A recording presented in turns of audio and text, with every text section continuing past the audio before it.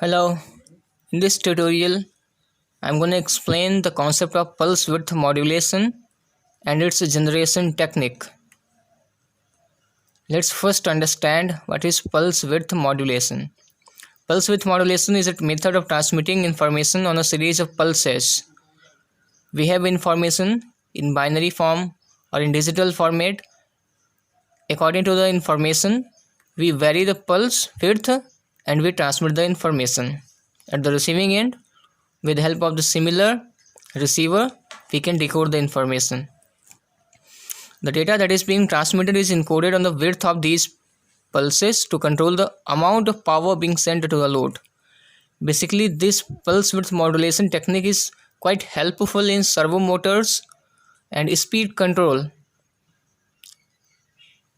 By varying these pulses, we control the average power, the average voltage given to the load, and thus we can increase or decrease the motor speed. For example, it is used in electric stoves, lamp dimmers, and robotic servos. Let's first understand what is duty cycle. The signal remains on for some time and off for some time. When we give high voltage, the output is high. We get the output. And when we give the low voltage, then our system don't work. T on, let's say T on is the time the output remains high, and T off the time for which output remains low. When output is high, the voltage is 5 volt. When output is low, the voltage is 0 volt. Now, what is the time period? This is T on and T off. So time period equal to T on plus T off. Now, what is duty cycle? As its name suggests, the duty cycle, the output waveform, the duration for which this waveform is serving its duty, means the time for which the output is high. So time on upon total time into 100, and by deploying this formula we get the percentage duty cycle, for how many percentage our output is working. Here in this case, T on equal to T off, hence duty cycle is 50%. Let's see few examples. Here in this example, T on, the time for which output remains high equal to 1. I have divided in few blocks, and for only one block output is high. T off, time the output remains low. There are 7 blocks, 1 2 3 4 5 6 and 7. Now what will be the duty cycle? 1 upon 1 plus 7, that is 1 upon 8 into 100, 12.5%, that is duty cycle. Now coming to the next example.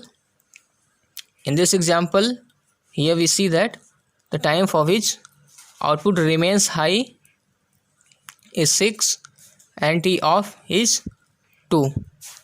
Now what is duty cycle? Is 6 upon 6 plus 2, that is 6 by 8, and this will result in 75%. Now let's understand that how PWM is generated. For generating the PWM, we use a comparator which has two inputs. One is a reference voltage, another one is signal input. And when the signal input in magnitude is lower than the reference voltage, the output of the comparator will be high, and when the reference voltage is lower than the signal magnitude, for that time interval comparator output will be low. And now let's understand that what will be the output, means PWM, for a sawtooth wave. we have two inputs. First one is shown by blue line and second by red. Let's concentrate over this blue signal, blue reference voltage, and our signal is sawtooth signal.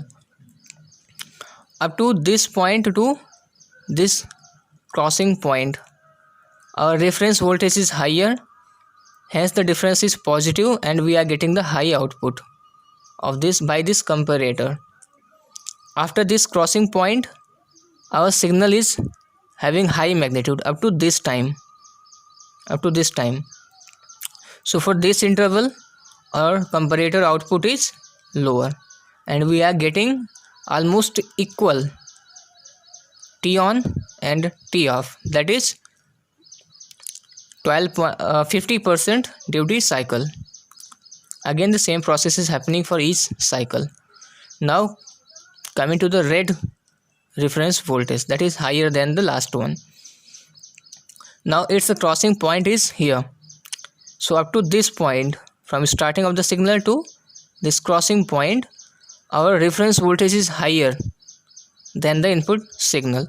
So we are getting logical high output, and after this crossing point we are getting the low output.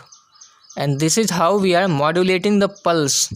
We are increasing the pulse as reference voltage has increased.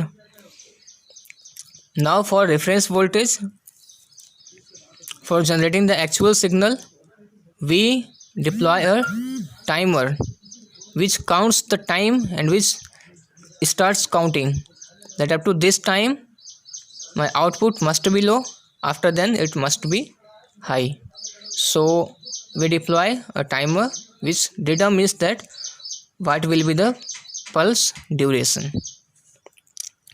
So I hope you are getting the idea, and we have modulated the pulse width and we got here almost 75% duty cycle. Thank you so much for watching this video.